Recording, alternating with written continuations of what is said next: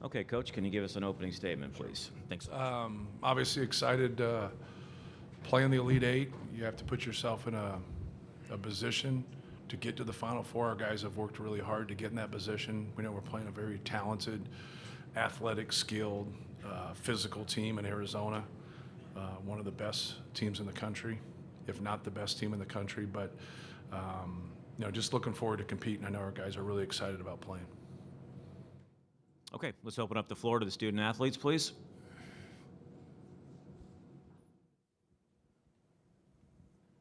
Chris Brown, AZ Bandcat Sports. This question's for Oscar.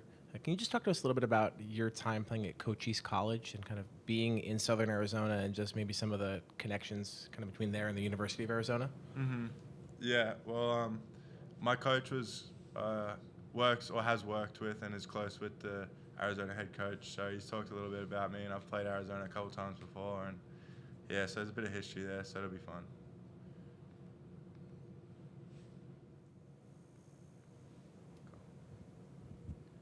Jordan Mendoza, USA Today. I'm curious what you guys did after the game yesterday. Did you guys watch any of Arizona, Arkansas? And I'm sure you guys watched film of it, at least. What did you guys see from trying to, scout Arizona? After the game, obviously, we had to come talk to you guys, so that took up some time. Didn't get to watch much of the game. And then we, as soon as we could, put it on. Obviously, they're a very talented team. They got great front court and back court. They dominate the glass a lot, so trying to keep them off the glass and trying to keep the ball to paint. They got a lot of guys that can drive, score, and create for others. Christian Babcock, Bay Area News Group. For Fletcher and Braden, you guys obviously, have played in the national championship. You know what it takes to get all the way there. What has been just the process and the strength of this team, and how, you guys as a veteran group have, shepherded this new group now, since Zach went to the NBA all the way back to the Elite Eight? Yeah, no, I think having that experience of being there before and what it takes to get to that point, I think it helps. And obviously with Trey too, having a core group of guys that have done it, we're able to obviously help these guys out. But at the same time, they're also very skilled basketball players and also understand what it takes to win high level games and to get to that point. So for us, it's just to go out and be consistent, do our job, and do it at a high level. Just sticking together through the highs and lows and win games, lose games. People got a lot to say, but just letting our guys know that you got to do a lot of little things to win big games and beat good teams. So whether shots are going in or not, making sure everybody's doing their job and playing a consistent full 40 minutes. Jordan Mendoza, USA Today. For Braden and Fletcher, I know every team is different, but do you see any kind of the same characteristics or same traits in this team that you did see in the team that made it to the national title game? I mean, yeah, I would say so. I think just with the attention to detail stuff and the sense of urgency, especially late for us here, is definitely there. I feel like we're better with our depth with this team than we were before. But no, it's just a lot of experience, and obviously I think our core three here are a lot better than us back at that age. So I think we have a little bit more of an advantage.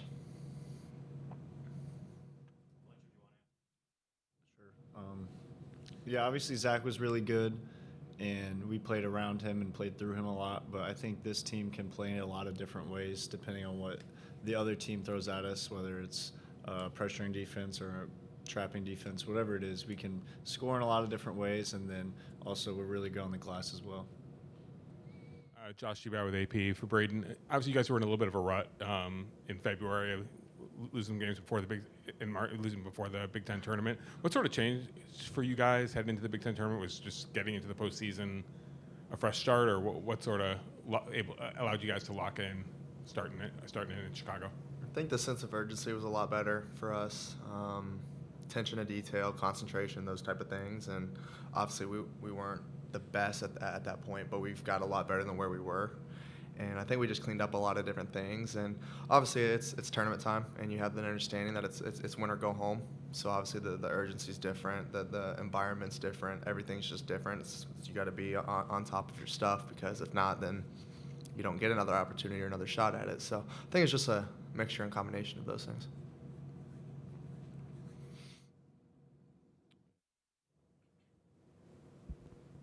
Thomas Dunn, bracket Terradog. This one for CJ. Obviously, back in St. Louis, there was a big question if you'd even be playing right now after what happened in the Miami game. Can you walk us through what the timeline was like in terms of getting to this point and playing last night, and ultimately how much of a decision, if at all, it was in the lead up to the game last night? Yeah, for me, it was just taking it one day at a time. You know, I trust Chad and Dr. Day to make sure that I'm as healthy as I can. I did a lot of rehab and a lot of icing stem to work on my knee and my leg. And I feel like I was in a really good position after practicing the day before the game yesterday that I could play in that game. And I felt like I was 100% in that game, and I'm glad I was able to do that. In the back here, Matt Norlander, CBS Sports. Braden and Fletcher, this is both for you. You've been asked this plenty over the years, but you're on the doorstep of potentially a second Final Four. So if you could both take us back to when you were in high school and the guy there down to the left of this row saw something in both of you that was way ahead of the pace of everyone else. What is it like to be recruited by Matt Painter as a high school prospect? And can you now reflect on what this has meant, this journey to you, as you are one game away of making a second trip to the biggest stage in the sport? Yeah, I think for me, it's just like he put a lot of trust and faith in me when a lot of people didn't. Like, not a lot of people thought I could be here and have the career that I've had. And obviously, it's a mixture of them trusting me and my teammates trusting me, but also hard work that I've put in. So there's a balance there. But no, just having somebody that is willing to stick with you and trust you along the way when a lot of people didn't. And obviously, I trust myself, and I'm a competitor that way. So obviously, that was always going to be a thing. But to have someone like throw you out there and be like, all right, like go make plays. It's what you do. Like go shoot the ball. Go do those things. And I think for me, that's what you want as a competitor and as an athlete. Like, who wouldn't want that to say go out there and kind of control the game in any way possible? So for me, it's just obviously like it's gone by super quick too, just these 4 years. So being able to experience all the ups and downs and literally everything in between with the group of people here and obviously the coaching staff and just the community at Purdue, which has made it unbelievable for me. Yeah, I think over the phone it was a little bit different during COVID. I'd met Coach and the staff because they recruited my brother as well, but you didn't really know much. So over a phone call, you had to trust the guy, and he kind of just gave it all out there to me, what role I was kind of going to come in and play.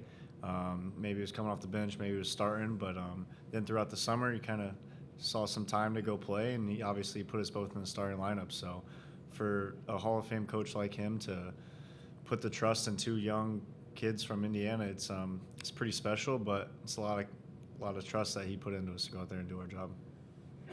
Oscar, I just wanted to ask you, Purdue has a reputation for great big men, but Arizona has a ton of giant players, basically a lot of size to deal with. What's going to be the challenge of, having so many players to deal with in the front court that are all skilled and can all affect the game physically? Just being coming out, being physical, being ready for 40 minutes, not letting up, not coming out with a soft mentality, just being ready, being physical with them, and just playing tough. Hattie Barghouti with Spartan Daily, San Jose State University. This could be for either of you guys. Just what do you guys need to establish early on, and how important is it to get off to a fast start against an Arizona team that's won 12 straight? Yeah, I feel like with us, I feel like mainly on the defensive end, Coach Painter and all the coaches emphasize communication. And I feel like that's something that we did a really good job at during the Big Ten tournament and also throughout March Madness so far. So I feel like continuing to keep that up. Arizona has a lot of physical bigs, so just being able to match that with Oscar, Daniel, TK, Jack Benner, and then us guards being physical as well. And I feel like the offense will come. I feel like PJ and Sasha do a great job at teaching us everything we need to know. And it's about us executing at the end of the day.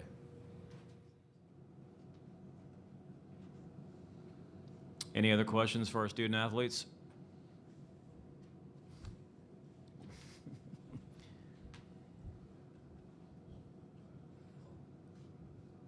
One more time, anybody? Any other questions for our student? Go ahead, right here. Oscar, this is for you. I know we talked a little bit about this yesterday, but I was talking to Omer. He says he got you in chess. Like he has you when you guys match up. What do you think of that? I think it's like 2-1 right now, and I mean, he's got me by 1, but he's not that much better.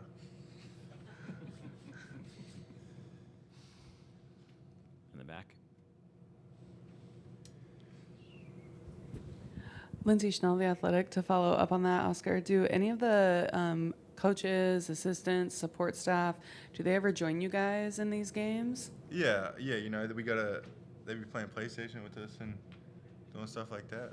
So, yeah. Jordan Mendoza, USA Today. Trey, I wanted to ask you, just after the game, what was the reception like? Checking your phone, hearing from friends and family, just about, you know, making the. I think I saw it was the first game winner for Purdue in March Madness in like history or something like that. So what was it? The reception like? Just being able to come, realizing all of it.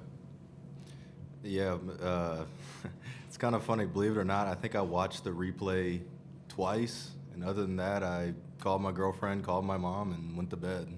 So I really didn't. Yeah, and to be honest with you, you know, I don't know. It's been crazy to see like how many text messages I've gotten, but I'm also not good at responding to people. So I don't know. I went from about 400 messages to about 800 messages overnight, unread. So.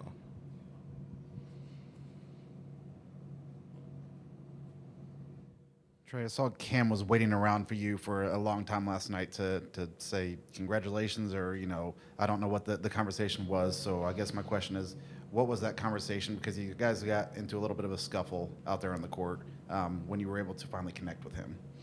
Well, unfortunately, I wasn't.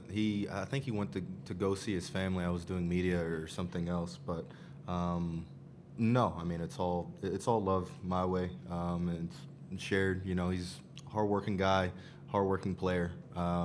You know, he I always made fun of him. That's how he guarded me in practice too at Purdue. So I don't think there was any difference there. But no, he's a good player. So he's a competitor, and we're just out there competing. Any other questions for our student athletes? Okay, thank you for your time.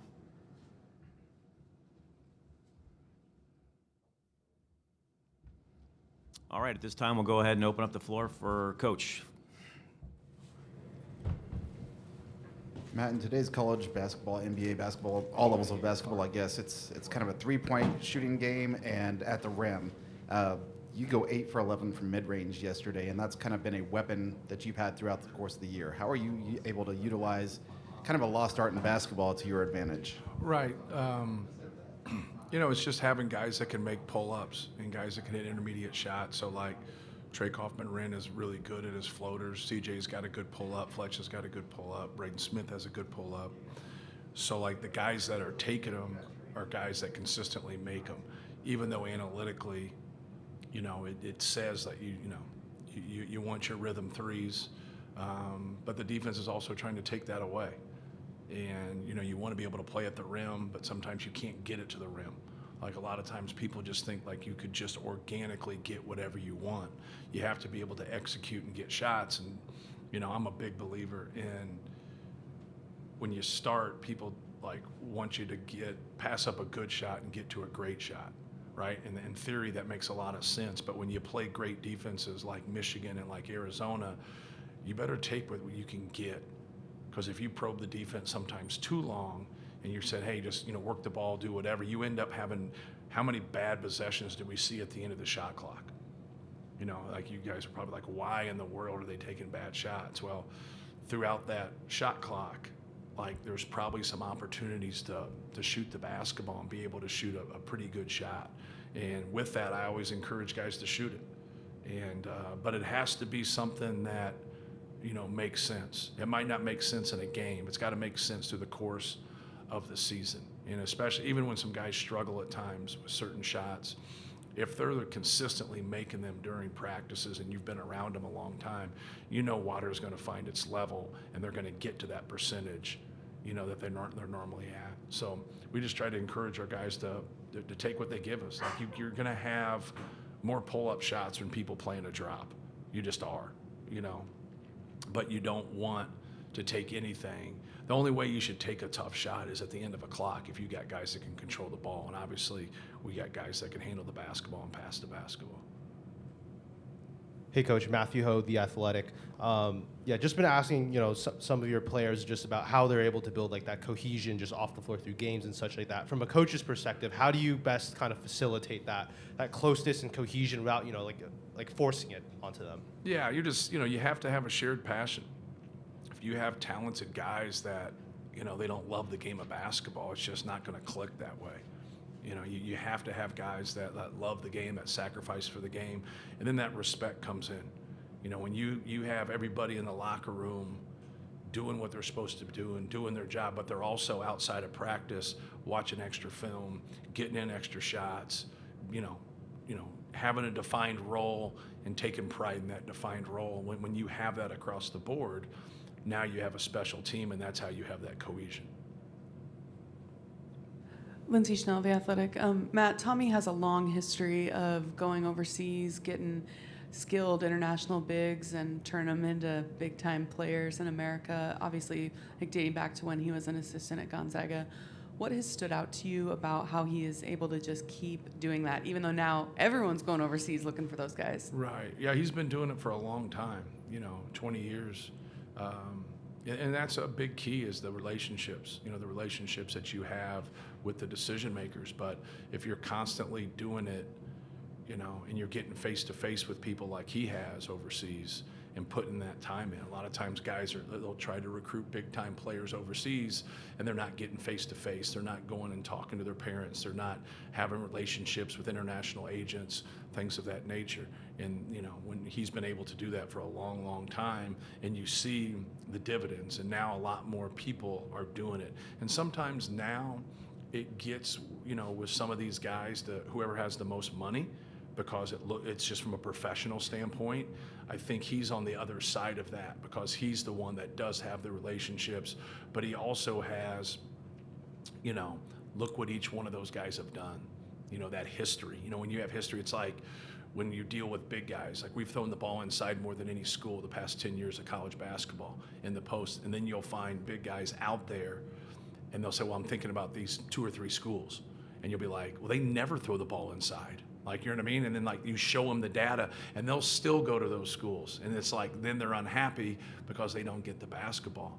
And so he can go and do it from an international standpoint and not talk about a couple guys. He can talk about 30 guys. He can talk about 15, elite European players in the Euro League. He can talk about 15 really good NBA players. So when you have that behind you and you have facts behind you in recruiting, it really helps.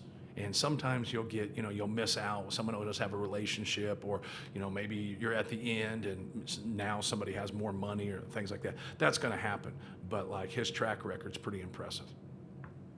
Josh Schubert with Associated Press. Matt, obviously the Big Ten is playing at a pretty high level during this tournament. How did going through that conference season prepare you? And was there a point where you realized that, man, this is even tougher than it typically is for us? Yeah, the talent in our league's very good. I think you're seeing that here in the tournament, very good.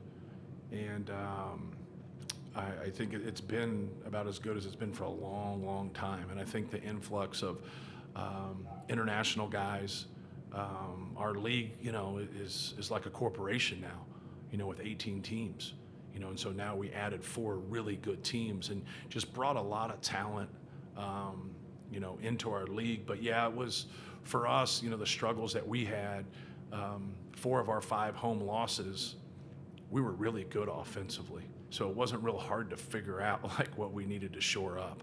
And, you kept talking about it, and kept working on those things.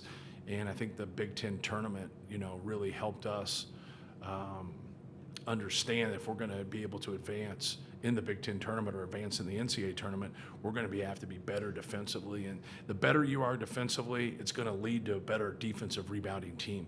You're not in as many rotations. You're not behind plays as much. You're not fouling as much. And now that adds up at the end of the game and really helps us. Thomas Dunn, Bracketeer.org. It feels like for the second straight game, CJ had an underrated mini burst that kind of kept you guys stable and do things. What did you see from him in the game last night, and then also kind of his story and his recovery and getting to actually being able to play? Right, yeah, he's a steady hand. If he has to shoot the basketball more, he does. If he doesn't, then You know, he's just a solid, you know, player, a guy that can get to his pull-up. He can make threes. But him and Jakari Harris have, you know, played an entire season and rarely turned the basketball over. They don't turn the basketball over. They guard their man. They compete. They play hard. And for him to battle through what he, you know, he's had to do here, nobody really knows except him. But like, I know last week he couldn't come back into the game, and so now he doesn't practice, and then he comes out and, you know, helps us win that game. So kind of speaks volumes. He's got a lot of character. He's been a big piece for us. And when you get to this stage, people can kind of start pressing when they see that the end of the road is coming, no matter in however many wins or losses come down the stretch here. Have you seen your team come with the right level of focus and controlled aggression and not trying to try too hard in these types of games? Right, yeah, just organically take what, you know, the defense gives you. You know, offensively, you know, you have to be efficient. And some night you're going to get more shots than not. Like, we don't have a team where a guy wants, you know, when you have a good offensive players, you know, they're excited, you know, they want it, but you can't press. You have to take what the defense gives you and just read the floor, read the game, you know, make the next play, and just try to keep that focus. Jordan Mendoza, USA Today. These programs are kind of similar in the sense that a couple years ago, you were trying to get Purdue's first Final Four in a really long time, and Arizona's in that same wave of trying to get to that first Final Four in a really long time, and at the same time, both really talented, having all the pieces, but sometimes just falling up short. What is it like, you know, when trying to break that spell, curse, whatever it could be, when it's been a while and the expectations are so high? Yeah. You know, it's just something as a coach that, you know, you want to do it for your school, you want to do it for your fans. We have great fans. We've had over 105 consecutive sellouts at our place. We sell out our exhibition games. We don't have to battle pro sports where we're located. I think that definitely helps us. But no, it's a lot of people kind of look at it, you know, like a burden. And sure, when you go to the Final Four, you're excited about it. But there's relief there. It gets talked about a lot. You know, you don't have to wait for the morning paper to hear what people say about you anymore. You know, you hear it all day long, and it really makes you callous as a person, to be honest with you. It makes you like just be able to keep your focus. And one of the things for me that I really try to get to these guys is just don't let it steal your joy. You know, you play basketball and it's fun, and like, you know, if you go to the Elite Eight or you go to the Sweet 16 or you make the tournament and you get beat in the first round, like a lot of people look at that like as failure. And, you know, failure is when you don't try your best. You know, failure is when you don't put your best foot forward. And you got to go out there and compete, and sometimes you just run out of time and you lose. But when you can get to that mountain and be able to get to the championship game and you come up a little bit short, that hurts too. That hurts like getting beat in the first round or the second round or the Sweet 16 or what have you. So it's definitely there, but you just got to keep your focus on what you can control. Coach Chris from Babcock Barrier News Group, you touched on, you know, the success Arizona's had with their national bigs. You've obviously had success with all kinds of bigs, including Zach from Canada. What's the challenge of developing big men in this day and age, and you know, Right. what challenges do they present with the size they have? Yeah, it just depends on how you play. Do you play through the low post? Do you use your 5 in a 5-out situation? There's a lot of differences there, and it doesn't mean you can't incorporate both within what you do, because you can. I think that is, we haven't tried to be like a cookie cutter type offense. We've tried to allow things to organically in the summer just kind of happen.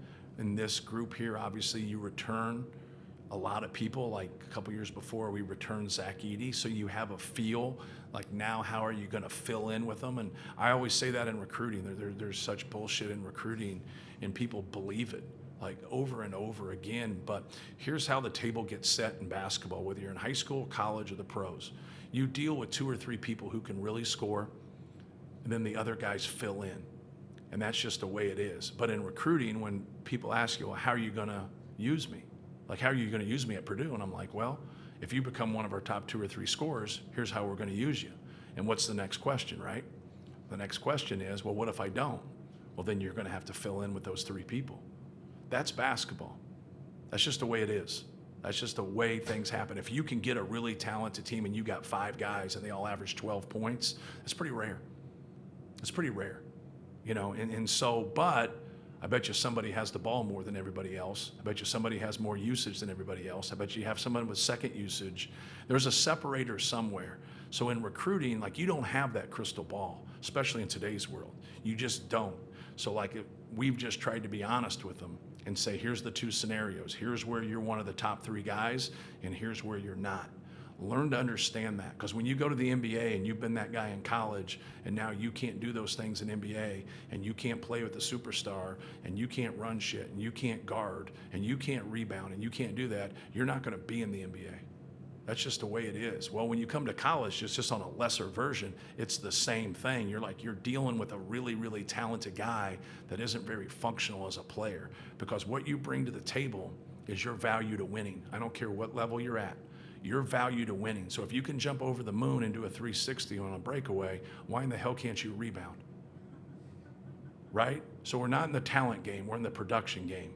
But you see really, really talented guys, they take because now they're elite at that level. Those guys are rare, and they don't stick around college very long. So when you're trying to put a team together and try to do things, it has to start with your honesty in recruiting. And if you lose them that way in recruiting, that's okay, because you just strengthened your program.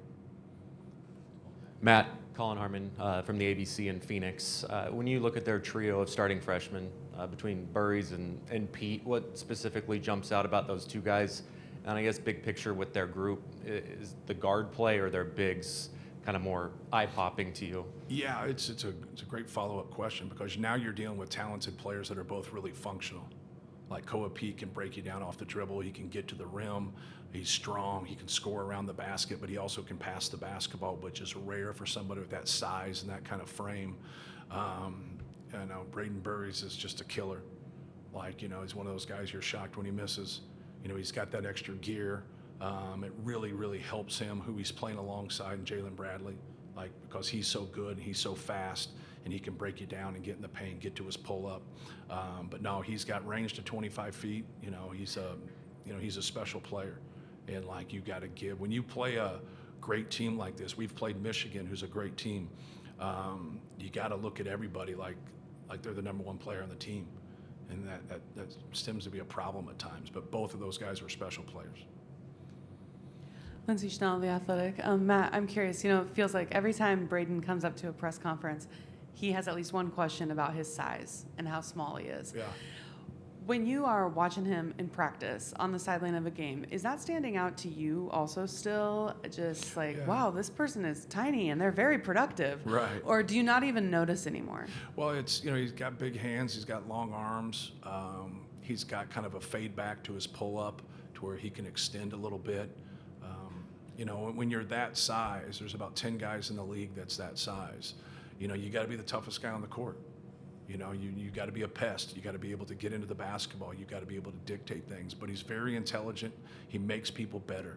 And I think that's something that offsets everything. And I think that's a hell of an attribute to say, like, do you make other people better?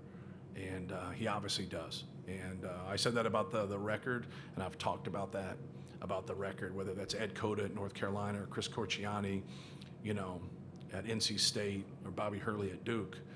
I think that's cool when he breaks a record, because it brings those guys, back into us talking about, even though Bobby's in coaching. But you don't get that honor that all those 4 of those guys have had without really good players you're playing with. Like, an assist you have to score the ball, and they're not the ones scoring it.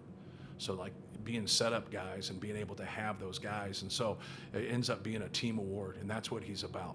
He's about our team. Even though he's had, more success than most everybody in college basketball, he's still had tough days, and he's always been able to battle it. But I think he battles it through that chip on his shoulder, because he's always been told, just like those other 10 guys in the NBA, that, hey man, at 6 foot, you can't make it. But as long as they believe in it, and that's a big piece of how guys have success, is that they believe in themselves. And he definitely believes in himself. Hadi Barghouti, Spartan Daily, San Jose State. Just with tip-off approaching, what are the key areas you're emphasizing tonight to make sure your team is prepared? Yeah, really the same things when you're playing anybody. Like, you have to be able to take care of the basketball, and you have to be able to rebound. It's just harder against teams like Arizona, with their athleticism, their experience, their quickness, their length, their strength. Like, it's just harder. You know, they've only lost 2 games for a reason. You know, they're a really, really good team. They're well coached. But you got to play to your strengths, just like what they're doing. Like, they're like, hey, let's dominate the glass. Let's take care of the basketball. Let's do what we do. Let's stick together. You know, there's a lot of runs in the game. You know, let's diminish their runs and let's lengthen ours. Jordan Mendoza, USA Today. Arizona gets to the foul line a lot. I mean, yesterday they shot 39 free throws, visibly frustrating Arkansas, not really letting them get any sort of momentum. How do you go about trying to defend a team that is so elite with so much playmaking, but also at the same time, if they're getting to the paint, they're most likely drawing fouls and they're getting to the foul line? Yeah, you know, keeping the ball in front of you, you know, not getting behind plays, and that's hard. Just with what you said is when you have quickness, you know, at not just your point guard position, but at your 2, at your 3, at your 4, you know, you have that positional quickness to where you can drive the basketball and get people behind plays, and now you got help. And when you have to overhelp against teams like that, it's very difficult, and you end up fouling. So trying your best not to turn it over and get quality shots so your defense can get set is first and foremost against, you know, teams of this nature. But then you also have to be physical too without fouling, or they'll just wear you down. And I think you see that in games that they play that are relatively close. You know, you see that like at the end where it's just that spurt and they make it, because that ends up being the difference. You know, they have a 10-0 run at some point and you're like, they won by 11. And you're like, the other team was right there, but that's what they do. They use that one spurt to knock you out. Then they have games where they just manhandle people and they shoot, you know, loads of free throws. And so you got to be physical and not let them get to that point. But that's easier said than done, because when you get behind plays, they're going to get where they want. Okay. We have one question on Zoom. This is Dan. Dan, go ahead, please. Coach, when it comes to teachable moments, kind of on the other side for you, just how this team, this squad, this season, maybe the best thing they've taught you, best lesson learned or moment with them as you head into this game? Well, I think for us, it's probably our failures, you know, in conference play. I think that, you know, the why, I think you have to be honest as a coach. It's not always what you're doing, it's how you're doing it. And, you know, you have to be able to look into, you know, how can we, you know, change? How can we make improvements? And so for us, I thought it was just our presence on the basketball defensively. You're going to have to get in rotations at some point. You just can't live in help and you can't live in rotations. And when you do, especially against teams like a Michigan or like an Arizona, now you don't have great blockout responsibility. So just the emphasis on those 3 things, and then just trying to stick with that. But we've been much better in that area. But also when we play, like we played against Michigan and we turned it over twice. Like we're just helping our cause. But we have just a regular game and you have 8 turnovers, like we lose that game. 8 turnovers is pretty good against anybody, you know. And so like we've had to be special on the offensive end to get things done at times, and that's okay because like we have a team that can do that. But we all know when you play one of the best teams in the country on defense in Arizona, like, you know, you got to have a balance. You got to be good on the offensive end. You got to be stingy on the defensive end, and you just can't get out rebounded by 10 to 20 rebounds. You just can't. You know, it's just too many possessions to overcome. Coach, thank you so much for your time. Greatly appreciate it. All right, thank you.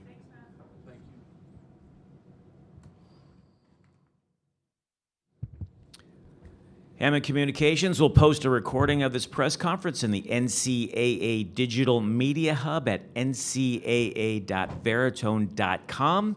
Transcripts are provided by ASAP and will be posted shortly.